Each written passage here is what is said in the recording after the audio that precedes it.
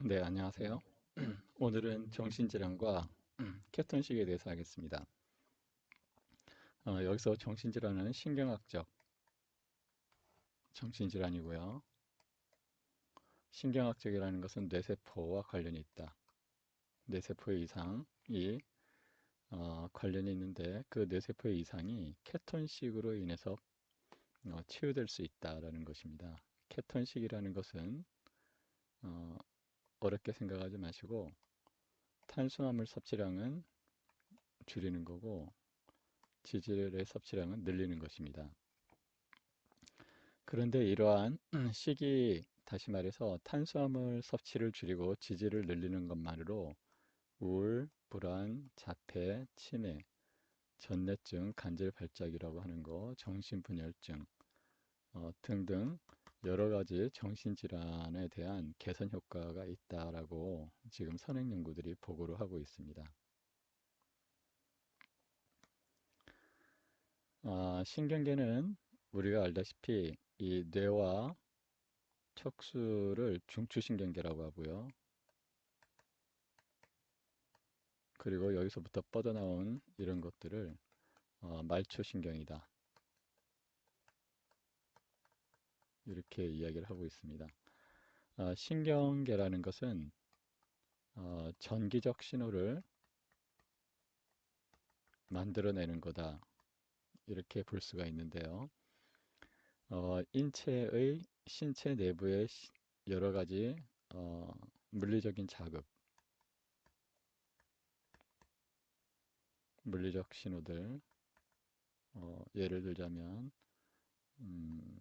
뭐 온도 감각, 또 시각, 청각, 후각, 촉각 등 여러 가지 감각들을 전기적 신호로 변환을 시킵니다. 그래서 동일한 전기적 신호를 종합을 할 수 있는 거죠. 신호를 종합을 할 수 있고 다시 이제 운동신경이라든지 소화 효소라든지 또 다양한 어, 기능으로서 신호를 내보낼 수 있습니다. 뇌 중추신경계인데요. 인체는 어, 이 맥린이라는 사람에 의하면 음, 맥린이라는 인물에 의하면 인간의 뇌는 세 개의 뇌로 되어 있다. 이제 이렇게 이야기합니다. 트리온 브레인이라고 이제 이야기하는데요. 삼위일체 뇌, 삼위일체 뇌 가설을 가지고 있습니다. 이 맥린이 이야기하는 주장하는 바는 우리가 보기에는 하나의 뇌지만 이 뇌는 첫 번째는 파충류뇌, 파충류가 처음에 이제 발달을 했고 진화론적으로 그 위에 이 변연계라고 하는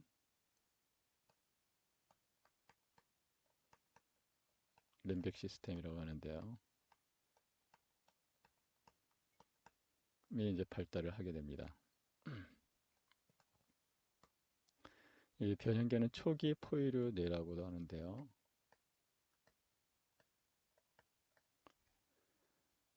그 다음에 이제 세 번째 발달한 게 이제 이 대뇌 심피질이죠. 초기 포유류 뇌, 대뇌 심피질이 됩니다. 이 기능은 파충류 뇌는 가장 어, 대표적인 특징이 이 기본적인 생리적인 작용을 담당한다는 것입니다. 그리고 행동적으로는 fight or flight, 싸우거나 도망가는 특성을 가지고요. 이 초기 포유류는 포유류가 이제 태반을 가지고 새끼를 낳게 되는데요. 이 행동적 특징으로서 세 가지를 맥리는 이야기하고 있습니다. 첫 번째는 마더케어, 이제 자식을 돌본다는 거죠. 두 번째는 보컬 커뮤니케이션, 소리로 이제 대화를 한다는 거죠. 그 다음에 세 번째는 플레이, 플레이, 놀이입니다.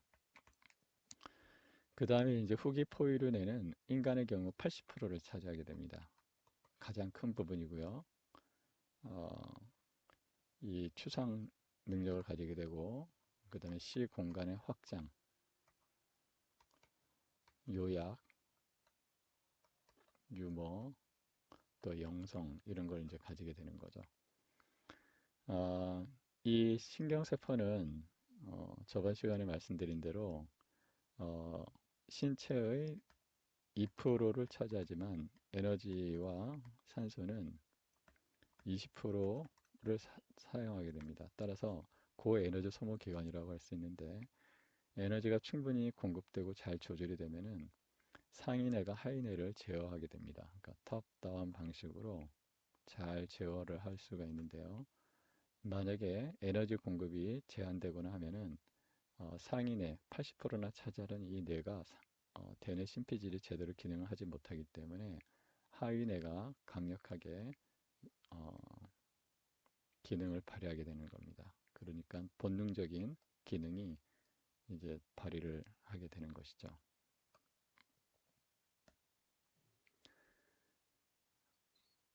여기서 보시면은 이 우리가 뇌는 어, 신경으로 모두 채워져 있는 게 아니고요. 이렇게 가운데가 비어 있습니다. 이거를 뇌실이라고 하는데요. 뇌실이 좌측 뇌실, 우측 뇌실이 있고 가운데에 이제 또 뇌실이 있고요. 뇌실 주변에 있는 신경세포들을 뇌실 주변부 기관이라고 합니다. 어, 이 척수액이 이 혈액에서 혈장액이 뇌로 들어와가 이렇게 돌게 되는데요. 하루에 2번 정도 이렇게 회전을 하게 됩니다. 그래서 혈액에 있는 농도와 비슷한 농도들이 이 뇌세포 안에 이제 순환을 하게 되는 것이죠. 그래서 혈액의 성분들이 혈장에도 영향을 주고 이 혈장에 있는 것들이 다시 뇌실로 들어가 가지고 뇌실 주변부 기관들에게 신호를 준다는 것입니다. 그것을 나타낸 그림이 이 그림이고 이 시상하부, 여기 시상이 있고 시상하부가 있는데 이 시상하부는 인체의 대부분의 신경세포들, 인체의 대부분의 신호들이 종합을 하는 곳입니다. 그래서 구심성 회로라고 하는데 말초에서 중추로 신호가 전달되는 것을 구심성 회로라고 합니다. 그 구심성 회로가 최종적으로 신호들이 종합되는 곳이 시상하부다. 그리고 시상하부가 뇌하수체에 신호를 주고 뇌하수체가 말단 호르몬 기관에게 영향을 줘가지고 신체 모든 세포들에게 유전자를 조절하게 된다. 이제 이렇게 이야기를 하고 있습니다.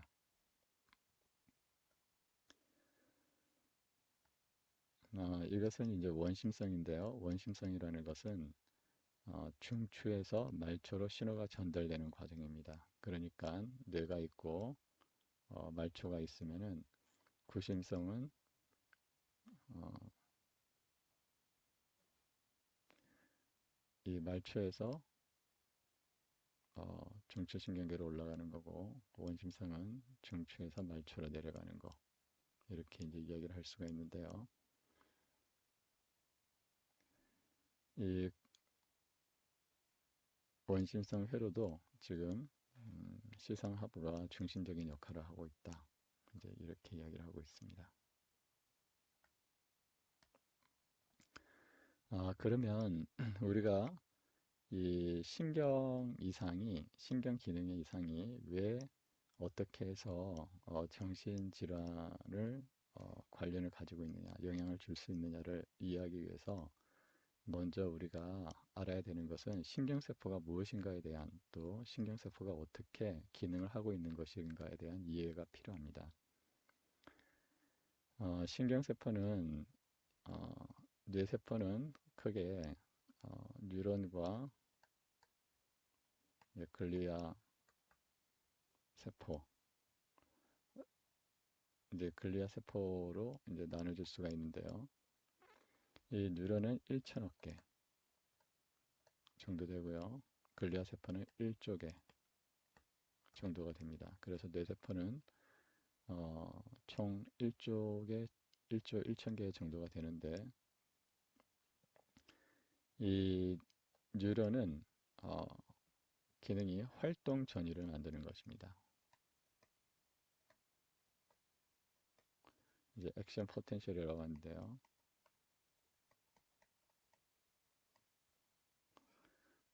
어떻게 만드냐면, 이 뇌세포의 기본적인 모식도인데요. 뇌세포는 크게 수상돌기, 세포체, 축셀, 축색말단, 이렇게 네 부위로 나뉩니다. 이 수상돌기라고 하는 것은 이 나뭇가지, 수상은 나뭇가지죠. 나뭇가지처럼 이렇게 가지가 많이 나와 있습니다. 보통 하나의 뉴런에는 4,000개 내지 많게는 40만 개의 이 가지가 나 있다. 하나의 세포당. 이제 이렇게 이야기를 하고 있는데요. 여기서 신호를 받게 됩니다. 신호를 받게 되면 이 여러 군데에서 신호가 올 수가 있습니다. 예를 들어서 뭐 열, 온도에 대한 신호, 또 냄새에 대한 신호, 또 촉각에 대한 신호 등등 여러 가지 신호가 오게 되면은 이 신호가 이 세포체, 이 핵이 있는 곳을 세포체라고 하는데요. 이 세포체에서 신호를 모두 종합을 하게 됩니다. 종합을 한 다음에 이 신호를 보낼 것인가 말 것인가를 결정한 다음에 만약에 보내야 되겠다고 생각을 하면은 여기서 전기 신호를 발생을 시키는 것입니다. 그래서 마치 전선줄처럼 길다란 축색을 통해 가지고 전기 신호가 계속 이동을 해서 이 말단으로 가게 되면 여기서 화학 물질, 우리는 이제 신경 전달 물질이라고 하는데요. 이 나오게 됩니다. 그러면 여기서 어떻게 전기 신호가 발생하냐 하는 것입니다. 그것은 세포 바깥은 나트륨 이온이 많고요. 이 세포 안은 칼륨 이온이 많습니다. 그래서 외부막을 0으로 기준했을 때 평상시에는 마이너스 70mV로 전압이 이 마이너스 쪽으로 가 있습니다. 그런데 이 신호에서 뚜껑이 열리게 되면은 바깥에 농도가 높던 나트륨이 안으로 들어오고 칼륨 이온이 높던 내부는 바깥으로 나와서 정비적 신호가 발생을 하는 것입니다. 그래서 초기 단계, 그러니까 바깥에 나트륨이 많고 안에 칼륨이 많은 상태를 분극, 극이 나눠져 있어서 분극이라고 그러고요. 그 다음에 나트륨 이온이 들어오고 칼륨 이온이 나가게 되면 분극이 없어진다 해서 탈분극이 됩니다. 탈분극. 그리고 다시 이온 펌프에 의해 가지고 다시 어, 에너지를 쓰는 거죠. 에너지를 써서 바깥으로 나간 칼륨을 다시 안으로 넣고 안으로 들어온 나트륨을 다시 바깥으로 내보내는 이런 펌프가 있는데 이 이온 펌프를 통해 가지고 에너지를 이용해서 이온 펌프를 이용해서 다시 극을 나누면 재분극, 이제 이렇게 이야기를 하고 있습니다. 우리 이 뇌세포가 몸무게의 2%이지만 에너지는 또 산소는 20%를 사용한다고 했는데요. 이 20% 중에 70%가 이 이온 농도를 다시 만드는 이온 펌프에서 사용을 한다. 이제 이렇게 이야기를 하고 있습니다.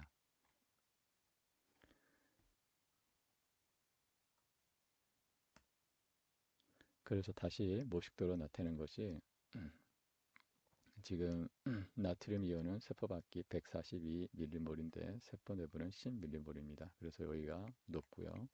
세포 밖이 높고 칼륨은 반대로 바깥이 5mmol인데 내부는 148mmol로 내부가 높습니다. 또 칼슘은 5mmol이고 여기서 0.001mmol입니다. 그러니까 대략 10, 100, 1000, 1000배 내지 10,000배 정도 이제 높다. 칼륨 이온이, 칼슘 이온이 이렇게 이야기하고요. 염화이온도 103mm인데 4mm입니다. 그래서 염화이온도 바깥이 높다. 이제 이렇게 이야기합니다.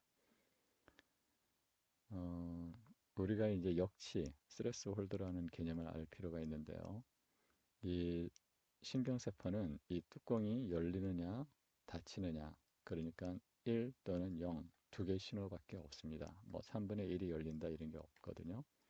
그래서 하나의 세포의 경우 열리는 것을 플러스 1, 닫히는 것을 0 이렇게 이야기한다면 이 역시 일정한 기점을 통해 가지고 닫히느냐 열리느냐만 결정이 나는데 그 기준이 역시다 이렇게 이야기를 하고 있습니다.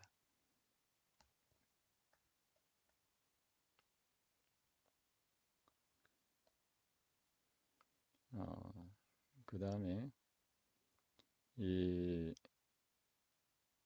전기 신호가 이동을 할 때 지금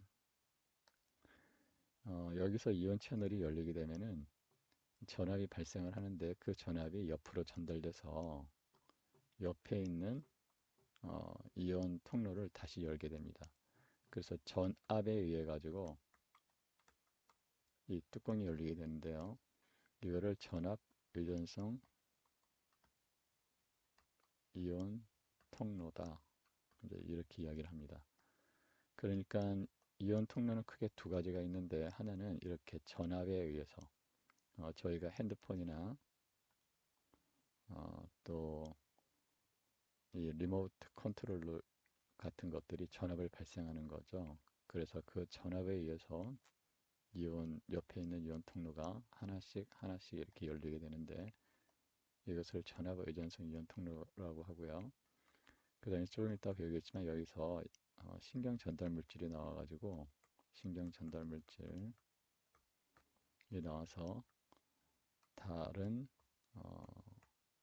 신경세포의 축색 수상돌기에 수용체를 건드려 가지고 다시 신호를 유발시킵니다. 이거는 리간드 의존성이다. 리간드 의존성 이온 통로다. 이렇게 이야기를 하고 있습니다. 그래서 이온 통로는 크게 전압 의존성 이온 통로가 있고 두 번째 리간드. 리간드는 작은 분자라는 뜻입니다. 작은 분자. 이온 통로 두 개가 있다. 이제 이렇게 이해를 하시게 되면 됩니다. 그런데 초기 신경세포가 발생할 때는 전압이 발생하면 그 옆에 있는 이온 통로가 또 열리고 다시 이 전압이 발생하면 또 옆에 있는 이온 통로가 열리고 그래서 이것을 continuous conduction에서 연속 전도다 이제 이렇게 이야기를 합니다. 속도는 대략 1초에 1mm 그러니까 1초에 1m를 이제 이동을 하는 속도를 가지게 되었죠. 이거를 이제 무수신경이다. 이제 이렇게 이야기하고요. 그 다음에 이 고등동물로 들어가면서 이 축색 주위를 지질로 둘러싸게 됩니다. 이렇게 코팅을 하는 거죠. 쉽게 말해서 이렇게 지질이 마치 종이에다가 펜을 넣고 들들들 말듯이 이렇게 말게 되는데 작게는 뭐 7회, 좀 큰 신경세포는 130회까지 둘둘둘 말게 됩니다. 이렇게 말게 되면 일종의 절연 효과가 나타나는 거죠. 절연. 그리고 여기에 산재되어 있던 신경 이온 통로들이 전압 의존성 이온 통로들이 한 군데 밀집하게 됩니다. 그래서 이 고등 동물로 가면은 이것을 이제 미엘린 수초라고 하는데요. 미엘린 수초가 절연을 하게 되면서 신경 신호가 이렇게 뛰어넘게 됩니다. 그래서 이거를 도약 전도다. 이제 이렇게 이야기를 하고요. 이온 통로의 개수도 마이크로 제곱미터당 110개 무수신경의 경우 그런데 유수신경은 1만 1000개 대략 100배 정도 증가를 하게 되는 거죠. 이온 통로가 한꺼번에 열리니까 전압도 훨씬 크게 이제 발생을 하는 겁니다. 그리고 이동도 이렇게 뛰어넘게 되는데 이로 인해서 속도가 초당 100m가 된다. 이제 이렇게 이야기를 하고 있습니다.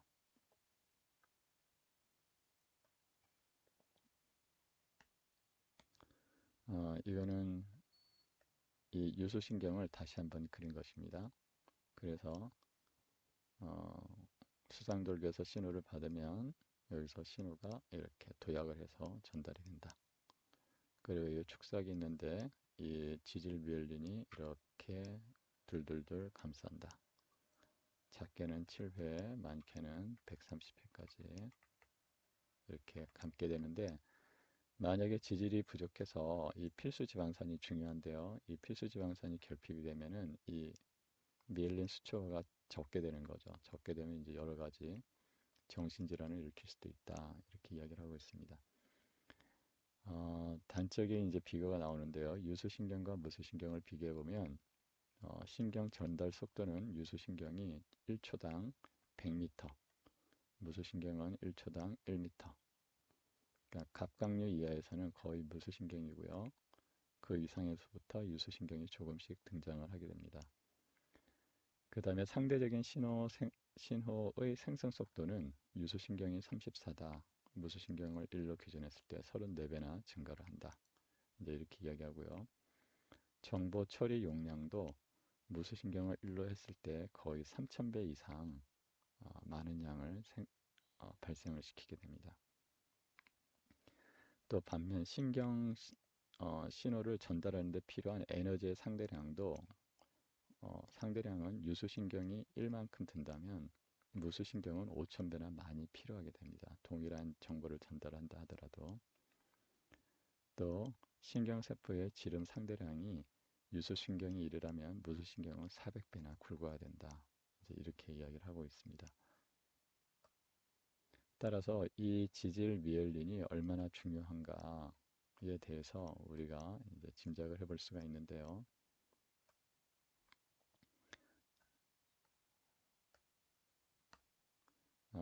지금 미엘린화된 부피를 보면은 연령이 45세에서 맥시멈으로 최대한 되고 있다. 이제 이렇게 이야기하고 있고요.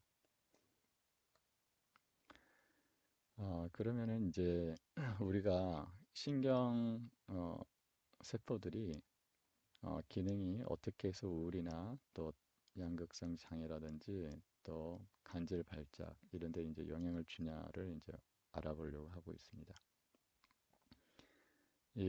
우리가 이 신경 세포에서 어, 신경 세포에서 이온 통로가 크게 두 가지라고 좀 전에 말씀드렸는데요. 하나는 전압 의존성 신경 이온 통로고 또 하나는 여기서 신경 전달 물질이 나와서 신호를 발생하는 리간드 의존성이라고 설명을 드렸습니다. 그런데 이 리간드 의존성은 크게 두 가지가 있습니다. 하나는 흥분성이 있고요. 또 하나는 억제성이 있습니다. 다시 말해서 여기서 이온이 나와가지고 이렇게 막 전위를 올라가게 하는 것, 이거를 흥분성이다. 이렇게 이야기하면 리간드가 나와가지고 오히려 전압을 막 전위를 이렇게 낮추는 거죠. 이거는 이제 억제성이 되는 겁니다. 그래서 우리 신경세포는 흥분성 신경 전달 물질, 흥분성 신경과 억제성이 조절이 잘 되어야지 제대로 이제 기능을 하게 되는 겁니다. 그런데 지금 설명을 드릴 부분은 흥분성 신경 전달 물질은 대표적인 것이 글루탄산입니다. 글루탐산이 신경성 전달 물질의 70%를 차지하고 있습니다. 그 다음에 억제성 신경 전달 물질은 대표적인 게 가바입니다. 가바. 다시 말해서 우리가 글루탐산이 많아지면 신경세포가 계속해서 흥분을 계속하게 되는 거고요. 또 이 억제성을 제대로 기능을 못하면 흥분성은 더욱 이제 커지게 되는 거죠. 그런데 이 글루탐산은 우리가 탄수화물 식이를 하게 되면은 글루탐산이 많아집니다. 반면 가바는 적어지는 거죠. 그래서 지금 현대의 수많은 신경학적 정신질환들이 지금 탄수화물에 너무 편중되어 있어서 글루탐산이 과잉 생산이 되고 그로 인해서 흥분성과 관련된 여러 가지 문제들이 발생을 하는데 그 관련된 것들이 우울, 불안, 또 간질 발작, 또 정신분열, 양극성 장애, ADHD, 또 자폐 등등이다. 이제 이렇게 이야기를 하고 있습니다. 이 부분에 대해서는 자세하게 지금 조금 이따 이제 알아보기로 하겠습니다. 그래서 이제 글루탐산은 흥분성 어, 신호를 만들어낸다. 그래서 하나의 세포가 이렇게 흥분성을 만들어내는데 역치를 이제 넘는 거죠. 그러면 이제 뚜껑이 열리는 거죠. 그런데 가바는 오히려 이 기준적 분극 상태에서 오히려 더 전압을 이제 낮추게 되는 거죠. 그런데 만약에 글루탐산 신호와 가바 신호가 같이 발생을 하면은 플러스에서 마이너스를 빼는 것처럼 역치를 넘지 않게 된다는 겁니다. 그런데 만약에 가바가 줄어든다. 그러면 어떤 조절돼야 될 것이 조절되지 못하고 흥분을 해버린다는 거죠. 그로 인해서 여러 가지 이제 신경학적인 문제가 생긴다. 이제 이렇게 볼 수가 있습니다. 그래서 지금 이 시냅스라고 하는데요. 그러니까 신경세포가 이렇게 있으면은 또 다른 이제 신경세포가 있고 이 사이 간격을 시냅스라고 합니다. 이제 시냅스라고 하는데 이 앞에 있는 세포를 시냅스 전 세포, 그 다음에 이 뒤에 있는 세포를 시냅스 후 세포인데 여기에 있는 이 간극 그림을 모식도로 나타내는 것입니다. 그래서 글루탐산이 발생을 하게 되면은 글루탐산이 흥분성 신호를 발생을 이제 한다는 이야기고요. 이거는 이제 가바입니다. 가바 수용체가 있어서 가바 수용체는 이제 억제성 신호를 발생한다 하는 거고요.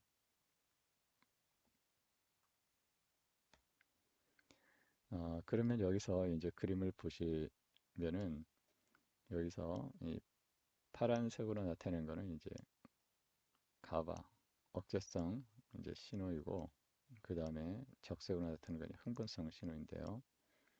이 하나의 신경세포에서 이 흥분성과 억제성이 이제 동시에 이제 전달될 수 있는 거죠. 그래서 흥분성, 억제성, 흥분성 이렇게 나오게 되면 플러스 마이너스를 계산하듯이 이 모든 신호들이 종합이 돼서 이 세포체에서 종합을 해서 신호를 더 보낼 것인가 말 것인가를 이제 결정을 하게 되는 것입니다.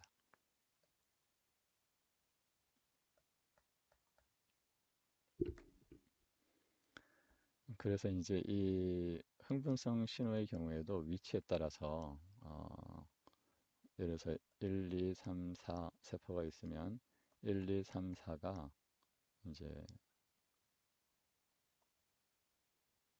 발생을 하게 되면 1에서 먼저 발생을 하는데 이 세포체에 더 가깝죠. 그러니까 신호가 이제 이런 식으로만 이제 서메이션 합계가 되는데요. 반대로 4, 3, 2, 1 하면은 4에서 이제 신호가 가다가 3에서 오고 2에서 오고 1에서 오서 합쳐가지고 이제 피크가 더 올라간다는 거죠.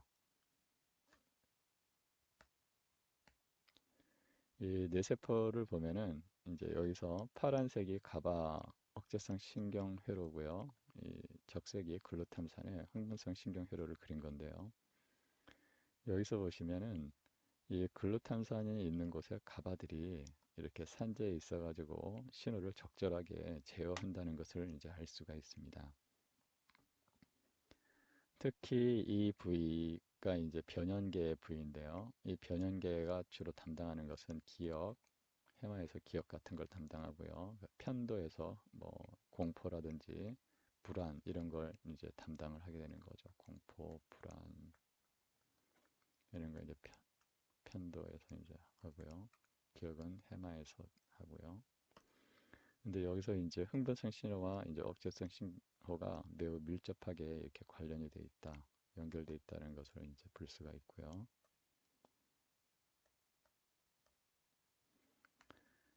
이제 그 모식도로 나타내는 게 이겁니다. 그러니까 지금 우리가 과거에 1만 년 전 이전에 원시 시대에는 지질과 탄수화물 시기가 균형을 이루고 있었다는 것입니다. 그러니까 이, 이 가바를 우리가 이제 연두색으로 표현했고 글루탐산을 적색으로 표현했는데요. 이 시기가 균형을 이룸으로 인해서 신경학적으로도 건강한 상태가 유지가 되었다는 것입니다. 그런데 이 탄수화물 중심 시기가 되면서 우울증, 전뇌증, 간질발작, 충동 제어 장애, 조절 장애, 조현병, 정신분열증, ADHD, 또 폭력 성향, 기타 대사 관련 신경성 정신질환들이 무수히 생기고 있다. 이제 이렇게 이제 이야기를 하고 있습니다.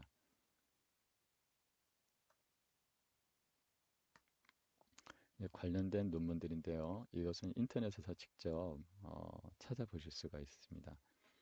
더 가바네직 디피시트.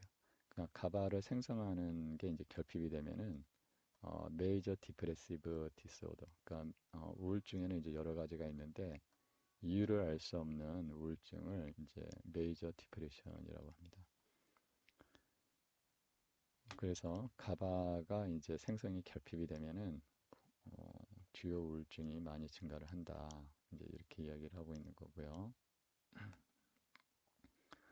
이 논문에서 여러 가지 이제 선행 연구들을 이제 보고를 했어요. 그래서 여기에 나와 있는 게 다 출처들인데요. 이 출처들은 뒤에 이제 레퍼런스들이 있으니까 이렇게 많은 사람들이 가바 유전자와 관련된 질환들을 이제 보고를 하고 있습니다. 그 다음에 또 하나의 이제 중요한 메커니즘은 가바가 이제 생성이 감소하게 되면은 하이퍼살라머스 시상하부, 뇌상화 수체, 해마, 또 부신, 피질 이러한 이제 하이퍼살라머스 피트유터리 아드레날 HPA 엑시스라고 하는데요. 이 호르몬 시스템들이 교란이 된다는 것입니다. 부신이 왜 중요하냐면 이 스테로이드 코티졸이 나오는데요. 코티졸은 면역 세포들을 이제 억제를 하게 됩니다. 그래서 이제 HPA 이뮨 엑시스라고 하는데요. 이게 이제 교란이 되면은 이제 우리가 흔히 이야기하는 사이토카인 폭풍, 또 면역 결핍, 이제 이런 게 이제 일어나게 되는 거죠.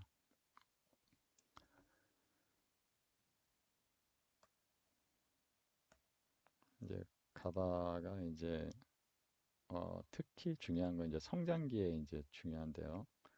왜냐하면 가바가 성장기 아동의 뇌세포 발달을 좀 촉진하기 때문입니다. 그러니까 이 갓 태어난 애들은 성인 뇌의 30% 크기로 이제 태어나는데요.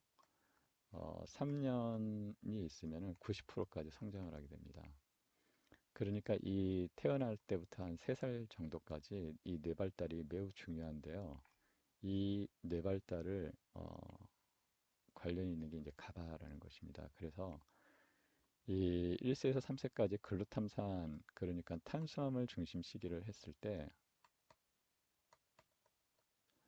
이 글루탐산은 증가를 하고 가바가 감소를 하게 되면서 뇌 발달에도 이제 부정적인 영향을 줄 수 있다. 이제 이런 이야기를 하고 있는 거고요. 가바 결핍, 마우스 쥐를 가지고 실험을 해보면은 우울증이 이제 생긴다. 이런 논문이고요. 또 가바의 결핍은 어, 성인의 해마 뉴런의 생존을 감소시켜요. 그러니까 이제 이 해마가 이제 기억과 관련이 있다고 하지 않았습니까? 또 가바 결핍은 HPA 엑시스 시상하부 뇌하수체 부신 축을 과잉 흥분시켜요.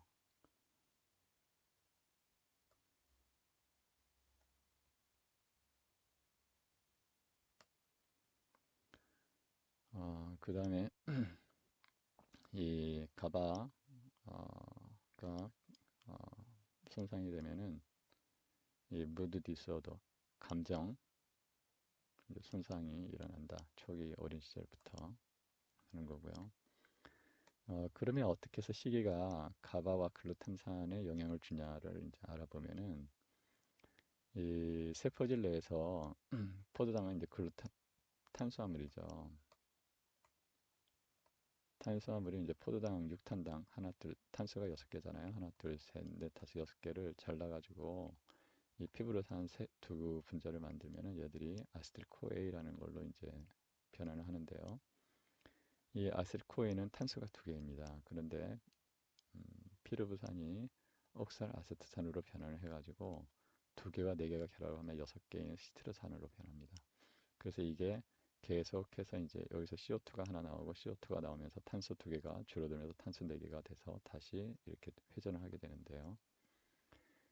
이때 이제 에너지가 계속 발생을 하게 됩니다. 이걸 이제 TCA 사이클이라고 하는데요.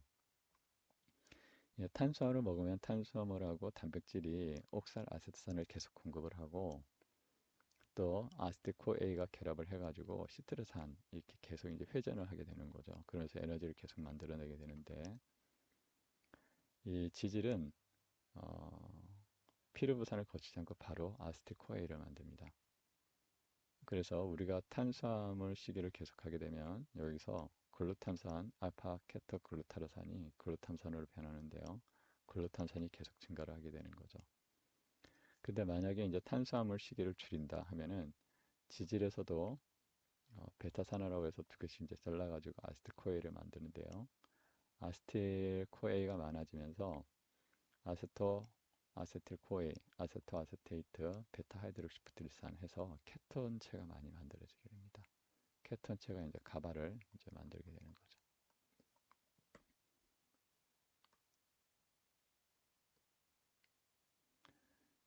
그래서 동일한 그림이고요. 이제 중요한 것은 암세포는 이 TCA 사이클은 미토콘드리아에서 일어납니다. 미토콘드리아. 그리고 이제 산소가 필요하거든요. 산소가 필요한데 이 해당 과정은 탄수화물에서 이제 여기서 이제 이걸 해당 과정이라고 하는데요. 탄수화물은 세포질에서 해당 과정이 일어납니다. 그 산소가 필요가 없죠. 그런데 암세포는 미토콘드리아가 고장이 나 있어서 어, 이 포도당만을 이제 이용을 하는 이제 상황이 되는데요. 그래서 이제 암세포들은 이 포도당 탄수화물이 매우 위험하다, 주요 에너지다. 이제 이렇게 이야기를 할 수 있죠. 반면 정상세포는 미토콘드리아가 고장나 있지 않고 지방은 이 해당 과정을 거치지 않고 바로 아세틸코에이를 만들기 때문에 우리가 지질 중심 시기를 하게 되면은 이 암세포 해당 과정만 할 수 있는 암세포는 소멸을 하고 정상세포는 더 건강해진다. 이제 이렇게 이야기를 하고 있습니다. 어, 그래서 그러면 케톤 시기는 뭐냐? 케톤 시기는 좀 전에 말씀드린 대로 지질 섭취량을 증가를 시키면은 이게 가바가 생성이 가바의 생성량이 증가를 한다. 이제 그 이제 메커니즘을 이제 소개를 하고 있습니다. 그래서 블러드 카필러리 뇌의 모세혈관에서 이제 탄수화물이 들어가게 되면 글루코스, 포도당이잖아요. 탄수화물이 이제 들어가게 되면은 이 아스트로사이트 성상세포에서 흡수를 해가지고 이 뉴런에게 이제 전달을 하게 되는데요. 영양소를 글루탐산이 증가를 하게 된다는 겁니다. 글루탐산이 증가를 해가지고 이 뇌세포들을 흥분시킨다. 계속 이 그림이고요. 이거는 인터넷에서 이제 찾아보실 수가 있습니다. 인터넷에서 직접 찾아보시면 그 다음에 이제 이 그림은 이제 페리에시드 지방산이거든요. 지방산이 들어가가지고 케톤체를 만들게 됩니다. 케톤체를 만들면 케톤체가 가바를 이제 만들어가지고 이제 억제성 신호를 적절하게 만든다. 이제 이 그림을 나타내고 있습니다.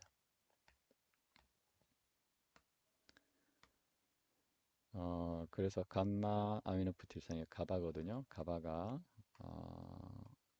여성의 우울증에 어떤 역할을 하냐? Depression is a common psychiatric disorder. 그러니까 우울증은 세계에서 2위의 질병입니다. 유병률이 다양한 인자들이 우울증에 이제 관련이 있는데요. 어, 이 논문에서는 감마 아미노부티릭 애시드가 이 우울증에 이제 중요한 역할을 한다. 특히 여성에게 있어서 이제 이렇게 이야기를 하고 있습니다.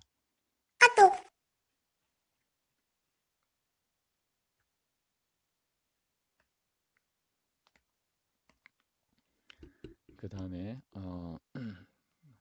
이 논문은 가바가 기억과 불안에 어떻게 이제 영향을 주냐 하는 거고요. 가바는 기억과 불안에 긍정적인 영향을 준다. 기억력은 상승시키고 그 다음에 불안은 어, 감소시킨다 하는 거고요.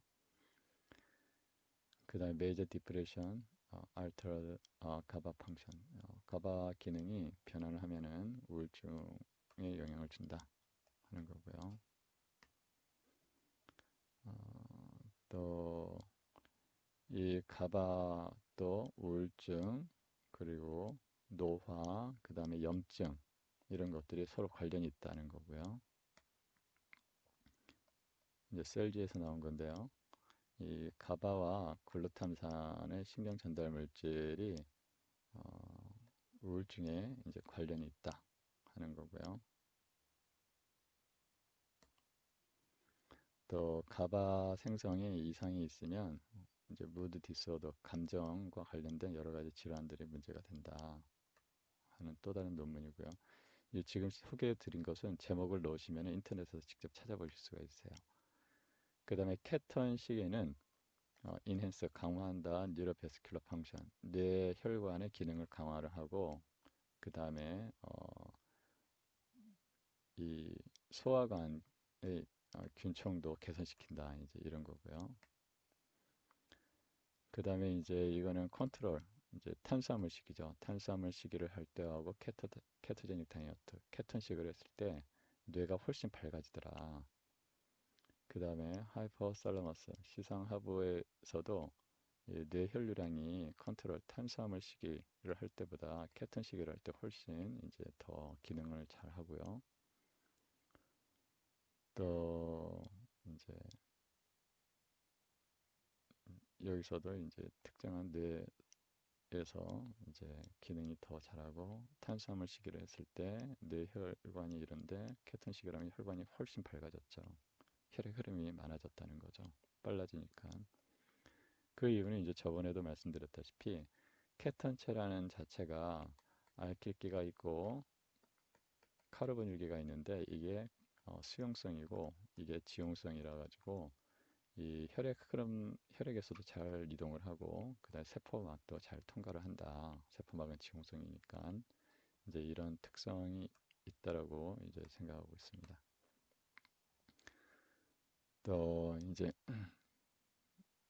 여기서 보면은 다이어트 효과도 있다. 그래서 컨트롤 이게 이제 탄수화물 식이잖아요. 그 다음에 이건 케톤식인데 이렇게 웨이트 몸무게가 케톤 시기를 할 때 훨씬 이제 좋아진다. 이렇게 이야기를 하고 있는 거고, 그 다음에 케톤체하고 혈당이 이제 반비례 관계다. 케톤체가 증가하면 혈당 소모량이 줄어든다. 그러니까 이제 당뇨 개선 효과도 자연스럽게 얻어내는 거죠.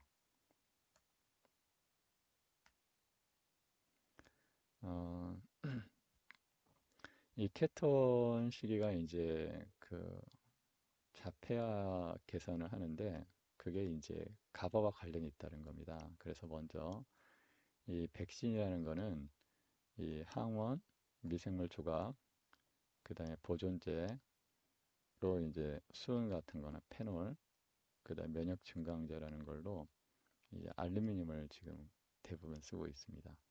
그리고 첨가제나 안정제로 이제 죽은 태아의 인체 혈청 알부민 같은 걸 이제 쓰고 있는데요. 문제는 이제 지금 상당히 많은 수의, 그러니까 1980년대에는 저희가 20회 정도 예방접종을 받았다면 지금 2020년에는 70회 정도를 받고 있다고 합니다. 그래서 그만큼 많은 알루미늄이 인체에 이제 축적이 되고 특히 뇌세포에 이제 저장이 되게 되는데 이로 인해서 이제 여러 가지 문제를 만들고 있다. 특히 생후 18개월 아이들이 맞는 백신의 양이 4,925 마이크로그램 정도로 매우 많아졌다. 특히 이제 수은이 줄어들고 대신 알루미늄이 증가하면서 더욱 이제 문제가 심각해졌다. 이제 이렇게 이야기하고 지금 이번에 1983년에 이 정도의 백신을 맞았다면 2016년에는 이렇게 많은 백신이 이제 지금 맞고 있고요. 우리 어린이들이 또 2016년에 추가된 거 이런 것들이 이제 나와 있습니다. 그리고 점점 많아질 거다. 특히 지금 뭐 감기, 그죠? 독감 이런 것으로서 계속 맞게 하고 있잖아요. 여기에 모두 알루미늄이 포함되어 있다. 그만큼 인체에 저장이 많이 되고 있는데요. 이 알루미늄이 가바 수용체를 교란시킨다는 겁니다. 그래서 알루미늄이 가바 수용체를 교란시킴으로 인해 가지고 여러 가지 치매라든지 기억, 메모리, 또 자폐 이제 이런 게 증가를 하고 있다라고 이제 보고를 하고 있는 것입니다. 실제로 실험을 해보면은 가바로 신경세포를 자극을 했을 때 이렇게 억제성 신경세포가 신호가 이렇게 나와야 되는데요. 만약에 알루미늄을 가하면은 그 신호가 훨씬 깊어지고 이 시간도 지연이 많이 되게 됩니다. 그로 인해서 정상적인 뇌세포의 기능이 어려워진다. 이제 이렇게 보고를 하고 있고요. 이거는 인터넷에서 직접 다운 받아서 보실 수가 있어요. 그 다음에 가바 언론, 가바 혼자 있을 때는 이런데 그 다음에 알루미늄을 가면은 이 신호가 더욱 길어진다, 깊어진다 하는 거고요. 그 다음에 The Role of Alteration of Glutamic Acid, 글루탐산과 가바가 학습에서 이제 영향을 가지고 있는데요. 알루미늄에 의해서 이제 영향을 받는다는 겁니다.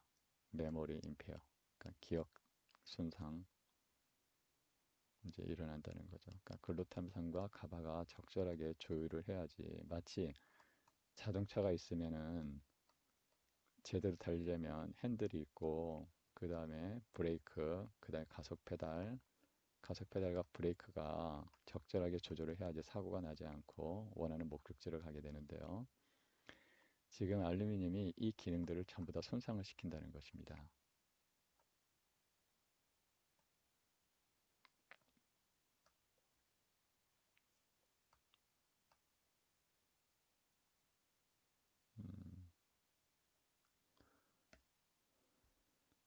그 다음에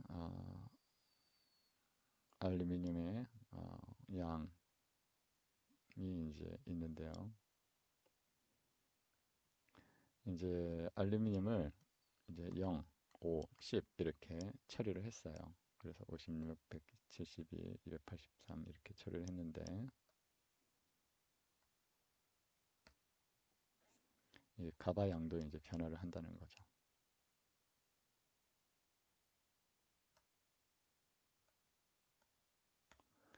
특히 이제 우리가 빠뜨릴 수 없는 것이 이제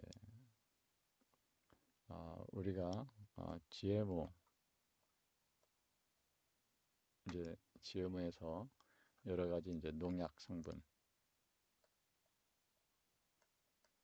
특히 이제 글리포세이트가 이제 문제가 되는데요. 이 글리포세이트는 세계에서 가장 많이 생산되는 농약입니다. 중국에서 세계 생산량의 절반을 차지하고 있는데요. 몬산토에서 GMO를 만들었는데 이 글리포세이트에 대한 저항성을 가진 GMO를 만들었죠. 그래서 1995년에 FDA에서 승인을 받았고요. 20년 후 2015년에 WHO에서 발암물질로 지정을 했습니다. 현재 우리나라에서 계속 사용하고 있고요. 발암물질로 지정됐는데 문제는 이 글리포세이트가 이 전자 전달계, 그러니까 우리가 에너지 생성은 해당 과정, 그다음에 TCA 사이클, 전자 전달계 세 개로 나누는데 이 전자 전달계의 시토크롬이 중요한 역할을 하는데 이 시토크롬을 손상시킨다 하는 것입니다. 그래서 이제 여러 가지 정신질환이 에너지 감소와 관련이 있는데 어,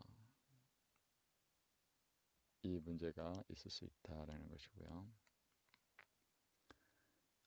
경청 입수 감사합니다. 종합을 다시 한번 하자면은 가바와 글루탐산의 밸런스가 건강한 정신에 이제 도움이 되는데 지금은 어, 탄수화물 시기를 너무 많이 하고 그러므로 인해 가지고 가바양은 줄어들고 글루탐산은 증가함으로써 우울, 불안, 또 ADHD, 또 자폐, 정신분열, 또 간질 이런 것들이 많이 생기게 되었다. 이제 이렇게 이야기를 할 수 있습니다.